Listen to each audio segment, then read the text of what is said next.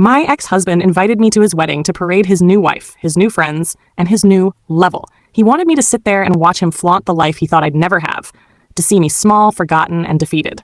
But instead of showing up broken or bitter, I arrived in a private jet with the man who now controls his career. Let's just say, by the end of that day, he wished I'd stayed home. Welcome to Raw Reddit Tales. Please subscribe and leave a like for us. It means the world to us. Also, share this video with your friends and family, and turn on notifications so you don't miss future videos from us. Thank you. Sit back and relax as we dive into the spicy story. So here's where it all started. David and I were together for 7 years.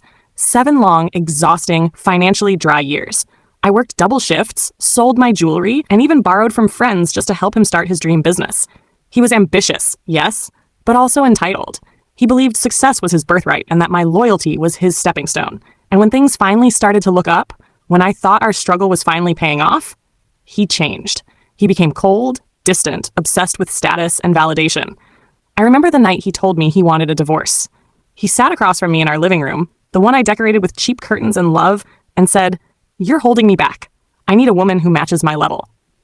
I didn't cry. I didn't beg. I just stared at him and said, "You'll regret this one day."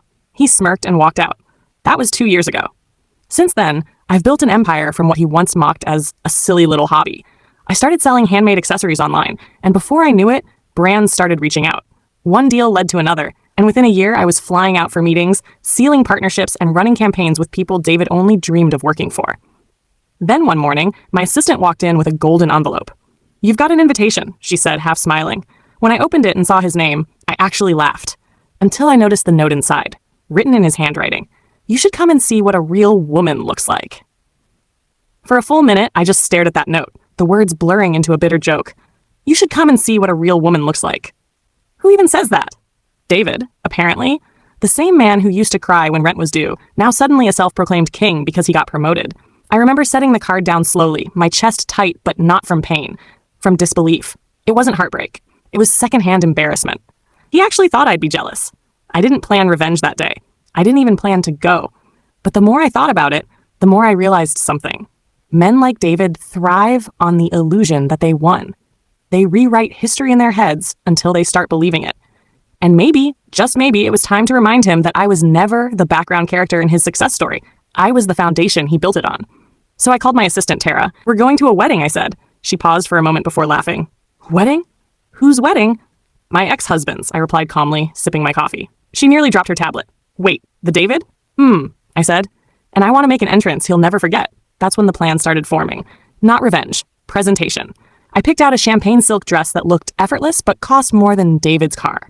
My hairdresser flew in from Lagos. My makeup artist came at dawn. I told Tara to arrange the jet I normally lease for business trips, and when she asked who my plus one would be, I smiled and said, "Mr. Lawson." Now that name meant something. Mr. Lawson wasn't just anyone. He was the CEO of the multinational company David worked for, a quiet, brilliant man in his 50s who respected intelligence and ambition more than arrogance. We'd met during a partnership meeting 6 months earlier, and he'd become a mentor, even a friend. When I called him to invite him as my guest, he didn't hesitate. "I'd be honored," he said. "Let's give them a show, shall we?" The day of the wedding arrived faster than I expected. As the jet engines roared beneath us, I looked out the window at the clouds and smiled to myself. Somewhere below, David was probably rehearsing his fake smile. He wanted me to see what a real woman looked like. He was about to. The jet touched down like a movie scene, smooth, gleaming, and loud enough to draw attention from the ground. As the door opened, sunlight poured in, and for a moment I felt that old nervousness bubbling in my chest. But then Mr. Lawson extended his hand, smiling warmly. "You ready to turn some heads?" he asked. I took his hand, stepped out in my silk dress, and instantly all the noise around us dimmed. People stopped what they were doing. Photographers froze mid-shot. Even the chauffeur waiting by the black SUV blinked twice before recognizing me. "Ma'am," he said, voice trembling, You look incredible." I smiled politely, knowing word would travel fast. In a small town like this, gossip spreads faster than perfume.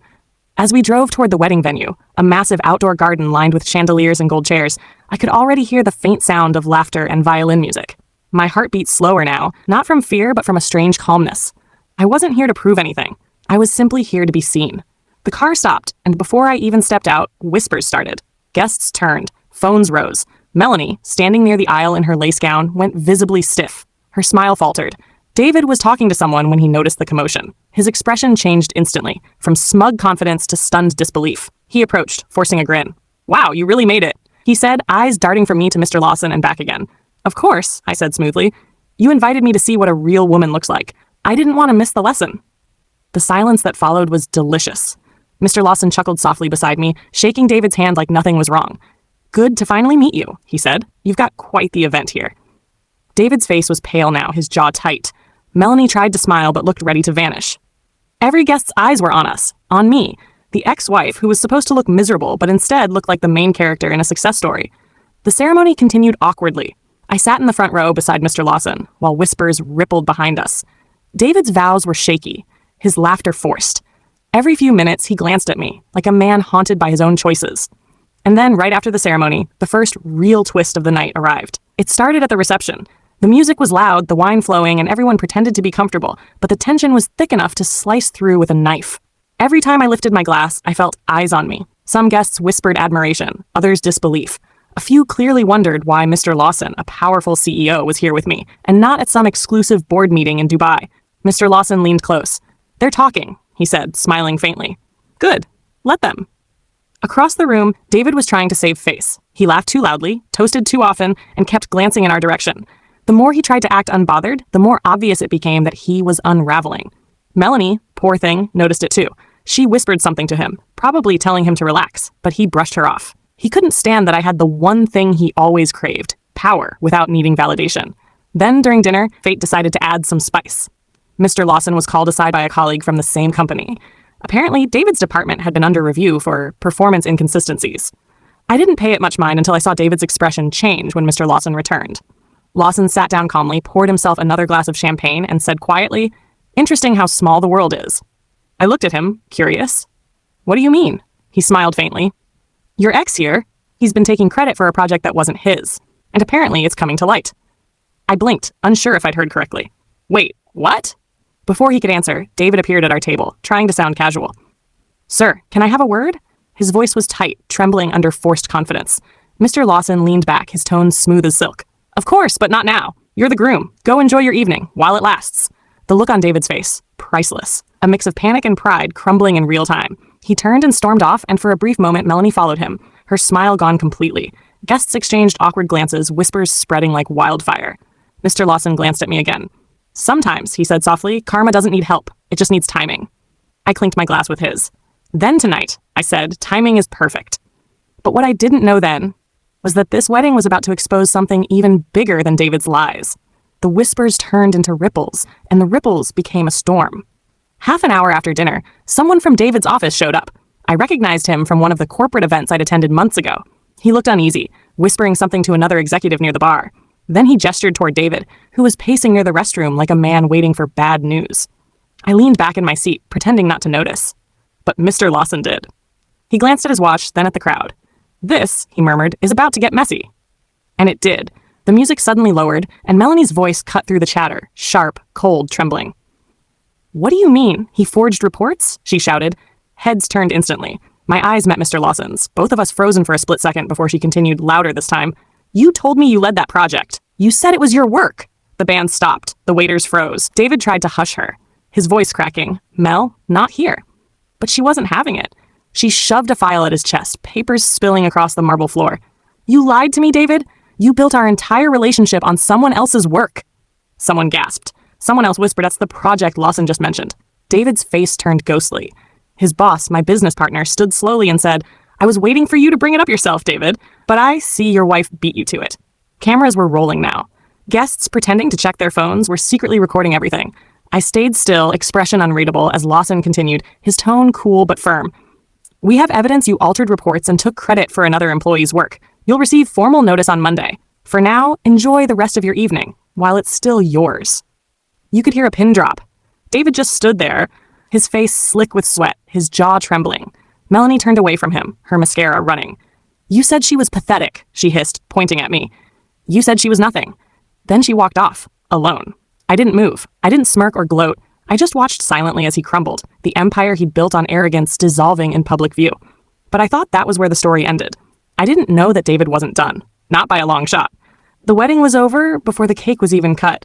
Guests scattered, pretending to care about traffic or early meetings. The DJ packed up in silence, avoiding eye contact with anyone. I was about to leave when I saw David storm out of the side entrance, his tie loose, his eyes wild. I thought he'd disappear quietly, lick his wounds, maybe learn something. I was wrong. He cornered me near the parking lot, his breath heavy, face red from humiliation. "You think this is funny?" he hissed. "You came here just to ruin me." I didn't flinch. "David, I didn't have to ruin you. You did that all by yourself." He took a step closer, his voice shaking between anger and desperation. "You always thought you were better than me, always acting like some perfect angel. You think a jet and a rich old man make you special?" Mr. Lawson stepped forward calmly, his voice low but sharp. "You're out of line, son." David laughed bitterly. "Of course you'd defend her. She's probably been sleeping her way through." Before he could finish, Lawson grabbed his arm, firm but controlled. "That's enough." For a moment, the only sound was the wind and the faint hum of the generator nearby. Then David's voice cracked. "I just wanted you to see what you lost," he said to me, almost whispering. "I just wanted you to regret leaving me." I looked at him, really looked, and for the first time I didn't see the man I used to love. I saw a stranger drowning in his own ego. "You didn't lose me," I said softly. "You threw me away, and tonight you finally saw where I landed." He turned, shoulders slumped, and walked off into the dark. That was the last time I saw him. 2 weeks later, word spread through the business world. David was officially demoted for ethical misconduct. Melanie filed for annulment. And as for me, my brand expanded internationally with Mr. Cohn Lawson offering a joint venture that tripled my company's value. Sometimes the sweetest revenge isn't revenge at all. It's peace, wrapped in success, served cold in silence. The end. Please like and subscribe for more interesting stories like this. What do you think of this story? Please comment below.